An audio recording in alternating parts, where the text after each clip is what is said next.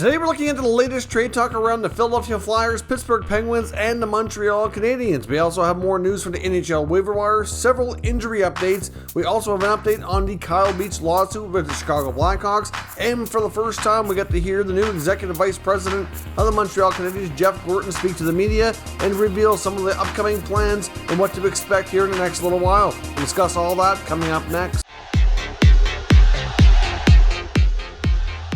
So welcome back to another video here at Top Shelf Hockey. As I mentioned, we have a variety of NHL news and rumors to talk about here today. Let's kick things off with the news from the NHL waiver wire. Of course, we saw the LA Kings recently make a claim picking up defenseman Christian Milana from Buffalo, who was formerly a member of the LA Kings. So that's created a need for another roster spot to be opened up. And now defenseman Clague from LA is on waivers. So the young defenseman would likely, I wouldn't be shocked if he was picked up, and I also wouldn't be completely surprised if he cleared. This will be the second time he's gone through waivers this season.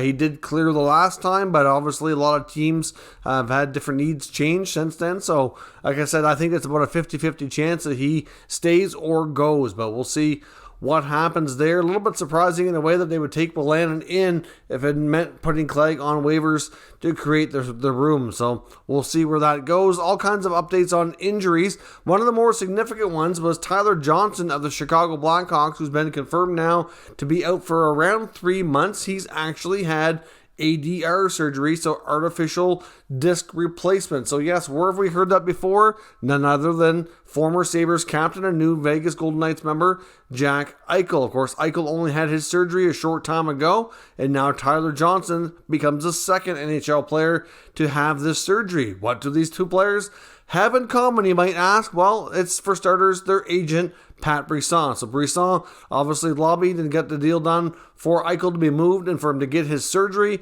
and now Johnson becomes the next member of his crew to get this done. Now, of course, the Chicago Blackhawks didn't show any resistance to this, so they're expecting around a 3-month recovery time. Obviously, Johnson's been battling an issue in his neck like Eichel was, and it just became too much to manage. So instead of putting it off, they've moved ahead here with the surgery. Now, of course, in case you missed it, the other day I did mention that Jack Eichel has been spotted skating. So it doesn't mean that he's real close to returning, because it hasn't been now that long. They're still expecting that 3-month or so recovery time. It's more than likely going to be after the All-Star / Olympic break. So probably sometime late February, early March before we see him. I mean, you never know. It could be sooner, but it's unlikely at this point. But Jack has at least been able to resume skating, which is certainly good news. It just goes to show that everything that was outlined for expectations is on track. And now Johnson becomes, like I said, the second member of the NHL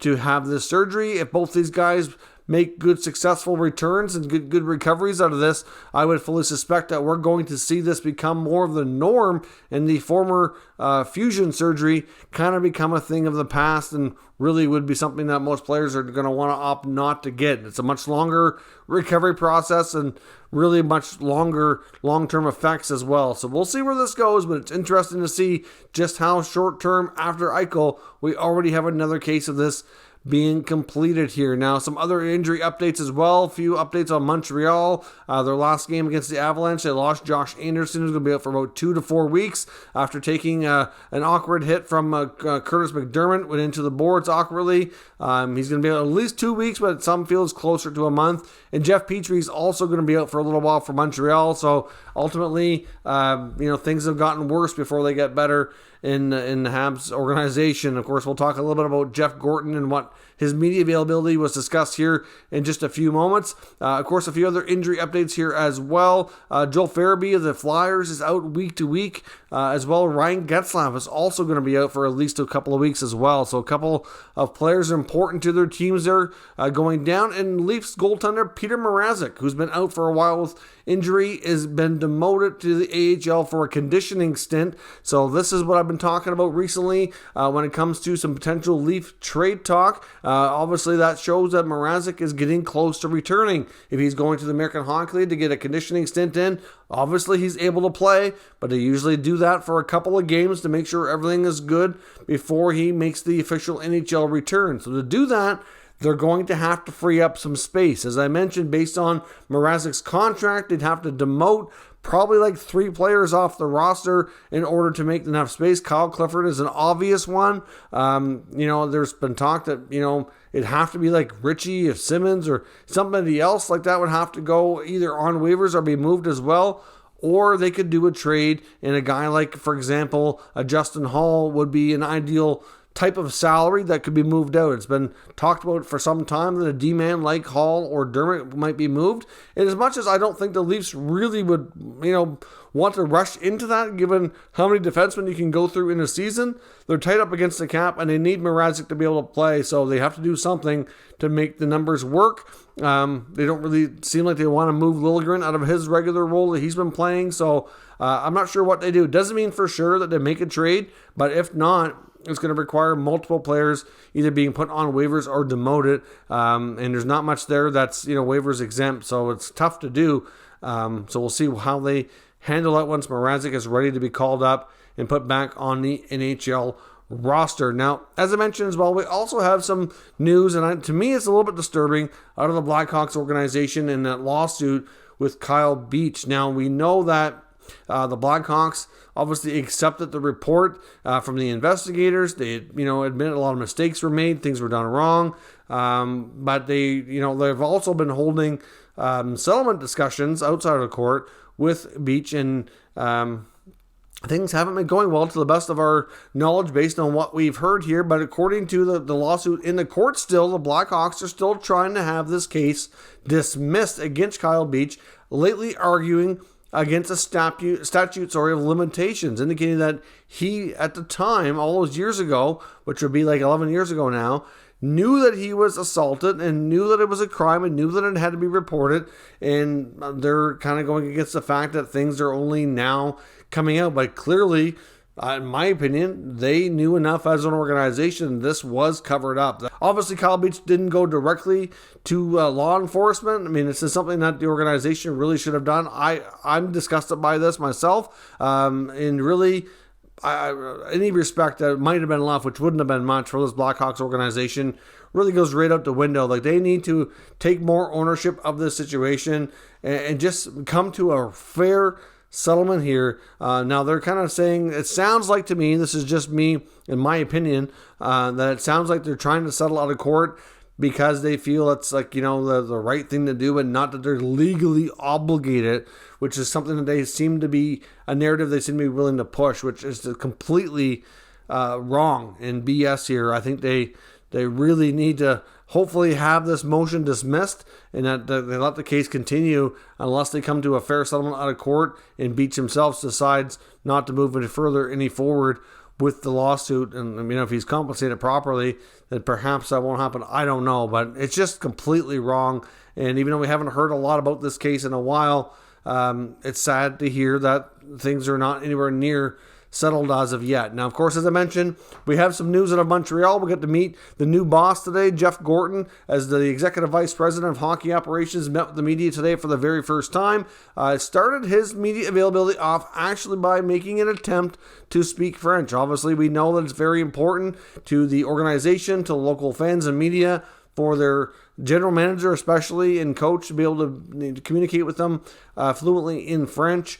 Jeff Gorton is fully Anglophone, grew up in the Boston area, so this is not something that he's really good at. I mean, I don't think, based on how it sounded, I don't really think he's got any French training at all, but he made the attempt, which is certainly, you have to give him kudos for even trying. At the end of his brief couple lines, he did say he hoped that was okay, and that he did make a commitment that he was going to do his best to learn more about the French language. So that's certainly, I think, a good way to start things off, showing in good faith that he's going to, he's trying at least to speak the language, and he promises to learn more. So I certainly give him kudos for that attempt. He did clarify that the next general manager that he will be responsible for hiring won't be officially in place likely until sometime after Christmas. So we're probably looking at sometime early in January if everything goes well. But of course, when it comes to the candidates, he was asked a lot about Patrick Waugh.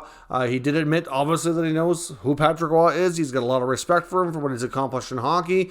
He didn't really dismiss anything, said that they would consider everybody who they felt were qualified. So ultimately, I wouldn't be shocked if they had a conversation. Like I said before, though, I'm not really sure that seems like a great fit, but given the big personality of Waugh and how he wants a lot of control, I'm not sure that would work well with him not having full autonomy and working directly under Gorton, but we can't rule out anything here completely. He did also confirm as well that head coach Dominic Ducharme and the staff is safe for the time being, that they will coach the rest of the season, which to me makes a lot of sense. It really gives him a better chance to evaluate that staff and determine if he wants to hire his own crew or if he wants to give them another opportunity, and then kind of see where things go from there. But don't expect any coaching changes in Montreal until the earliest in the offseason, and that's assuming that Gorton wants to go down that road. He did talk he was asked a bit about rebuilding the Montreal Canadiens.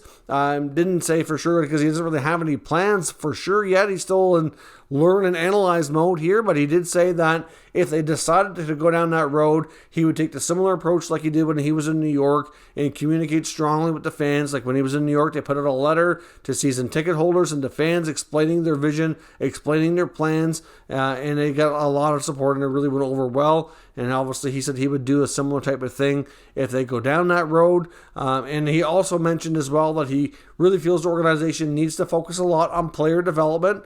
No big surprise. Like I said before, their draft record, especially for first rounders, in the last 10, 15 years has been horrendous.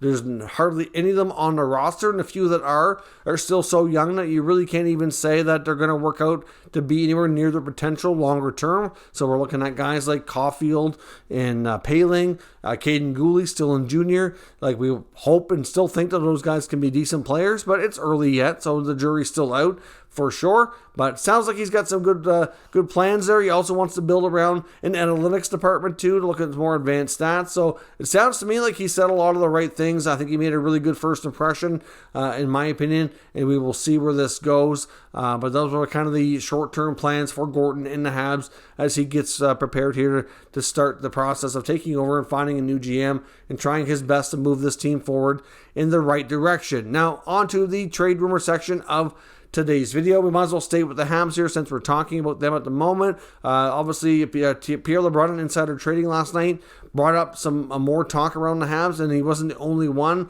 Other insiders are talking about the fact that Ben Chiarot on the blue line is getting a lot of attention by several NHL Stanley Cup contending teams. Obviously, he's a pending UFA defenseman, 30 years old, pretty strong defensively. Like many Habs guys, probably not having their best season right now, but still, like they were able to see what he was able to do, especially during last year's playoff run. He was very impressive.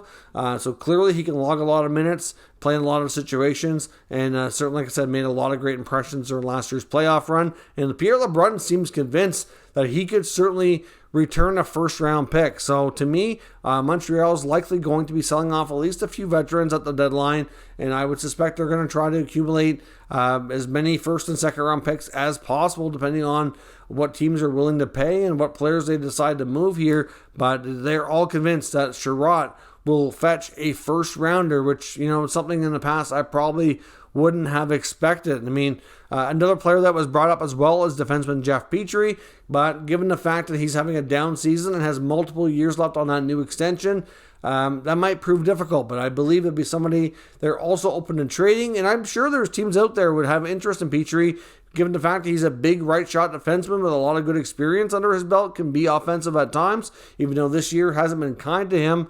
I think he'd be given an ample opportunity in many other teams, but it's going to prove to be a much more challenging trade because of the contract, so that might be something less likely to see, but will likely generate a little bit of interest. When it comes to the Penguins, as I mentioned, there's a variety of players that they're looking at here, and one name that's been brought up here today is Jason Zucker. Now, Zucker, of course, was fetched from the Minnesota Wild in a trade, somebody who the Penguins had their eye on for a long time under Jim Rutherford. Hasn't really worked out.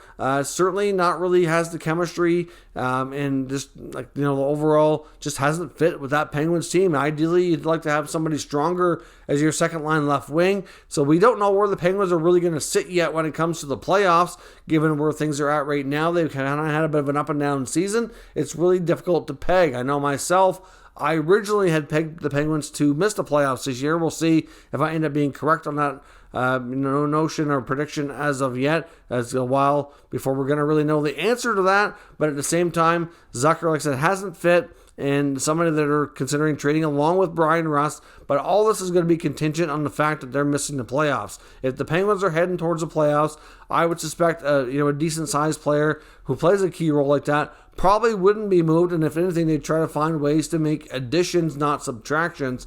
But at this point, assuming that they may not be a playoff team, it is quite possible that both these players could be considered for trade, and the articles I came across today suggested that Zuckerstein was out there and being shopped quite heavily. So we'll see where that goes. When it comes to the Flyers, they're another team that you're going to have to watch here. Like Pittsburgh, have had an up and down season, had a good start, but things are not really all that great right now. And the Philadelphia Flyers are a team that many of us are looking at, saying, when is change going to come? And it could come soon. Things have not gone right there. Ryan Ellis, one of the top players who they brought in the offseason, been injured. The blue line is still no better than it was last year. The other members of that new cast of characters on the blue line have not really worked out. Carter Hart's been better, which is great. But even with the offensive players they have in the forward group, they've even had trouble scoring. They've had their share of injuries, including Kevin Hayes. Now Farabee's down. It's not great. So you have to wonder, according to NHL Insiders, which was mentioned on NHL TSN Insider Trading last night, about the future of Captain Claude Giroux. Claude Giroux is certainly a player that's been, under the microscope this year because he's in the final year of his contract. He's the captain of the team. He's been there a long time, and you really wonder what the future holds. Now, Elliotte Friedman has mentioned as recently as this past week that he wonders if Claude Giroux would eventually like to end up playing in Ottawa, which is where he's from. Now, I don't see a trade making sense for either team for the pending UFA this year. That would be more likely if it did have a chance to happen. It would have to happen as a free agent when Giroux's contract expires after the current season. With Ottawa not trending upwards in the standings and not looking like a playoff team right now, it wouldn't make sense for them to spend assets on a pending unrestricted free agent when they could sign him for nothing later. So to me, the Flyers are at a crossroads. We've heard recent comments from GM Chuck Fletcher. Doesn't sound like anything big is coming just yet. I know some people are calling for Alain Vigneault to be removed as coach and replaced, but given the fact he still has a decent amount of term and money left on that contract, I know Friedman mentioned that he doesn't know if ownership is going to have the appetite to basically buy that out and have to pay him to not work for them. That's the problem nowadays. A lot of these teams have lost a lot of money, and some of these coaching candidates are getting a longer shelf life just because of the fact that the ownership doesn't want to pay them to not work for them. It's just getting expensive, and they have to watch their dollars where they can. So Vigneault might stay on longer than expected because of that. But if that's the case, then you have to think Chuck Fletcher is going to make a trade or two. There's even been mention about maybe a Travis Konechny maybe even being done if they want to make a bolder trade and shake things up even further. Otherwise, a guy like Giroux or JVR or somebody a little bit more senior in the team might be the most logical to go. And could the captaincy move on to somebody new next year if Giroux decides to depart as a free agent? You have to wonder where things are going to go. He's still playing well, and I think would be of interest to Ottawa if he does want to consider going home in the offseason. That is all your news and rumors for today. Make sure you let me know all your comments down below in the comment section. We'll discuss further. If you're new to this channel, make sure you subscribe and stick around. We'll keep you up to date with all the latest news, rumors, and analysis on all 32 NHL teams. Thank you for watching, and I'll catch you next time.